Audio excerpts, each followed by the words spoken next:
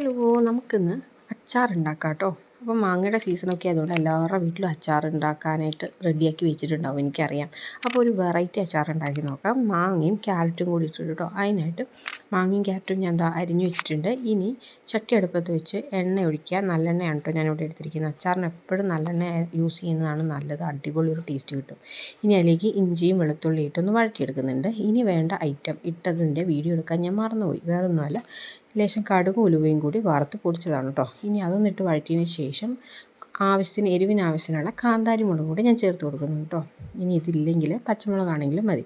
ഇതിട്ട് കഴിഞ്ഞാൽ കുറച്ചൊന്ന് മാറി നിന്ന് ഇളക്കുന്നതായിരിക്കും നല്ലത്. ഇല്ലെങ്കിൽ അത് പൊട്ടിത്തെറിച്ച് കയ്യിലൊക്കെ വീഴാൻ ചാൻസ് ഉണ്ട്. ഇനി അരിഞ്ഞു വെച്ചിരിക്കുന്ന ക്യാരറ്റും മാങ്ങയും കൂടി ചേർത്ത് നന്നായിട്ടൊന്ന് മിക്സ് ചെയ്തെടുക്കാം. ഇനി ആവശ്യത്തിനുള്ള മഞ്ഞൾപ്പൊടി, ഉപ്പ്, പിന്നെ വേണ്ടത് കായപ്പൊടിയാണ് കേട്ടോ.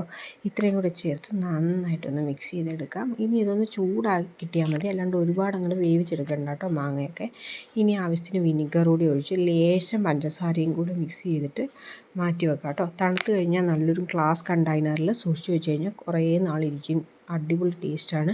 ഇത് ഇരിക്കും തോറും ഇതിൻ്റെ ടേസ്റ്റ് കൂടുകയും ചെയ്യും കേട്ടോ. അപ്പോൾ അത്രയേ ഉള്ളൂ. ഈ ഒരു കണ്ടെയ്നറിലാണ് ഞാൻ ഇട്ട് വെക്കുന്നത്. ഇത് ഞാൻ ഫ്ലിപ്കാർട്ടിൽ നിന്ന് വാങ്ങിച്ചതാണ് കേട്ടോ. അഫോർഡബിൾ റേറ്റിൽ കിട്ടുന്നതാണ്. അപ്പോൾ അത്രയേ ഉള്ളൂ. നമ്മുടെ വീഡിയോ ഇഷ്ടപ്പെട്ടാൽ ലൈക്ക് ചെയ്യാനും ഷെയർ ചെയ്യാനും മറക്കല്ലേ. അതുപോലെ നമ്മുടെ ചാനൽ സബ്സ്ക്രൈബ് ചെയ്യണേ.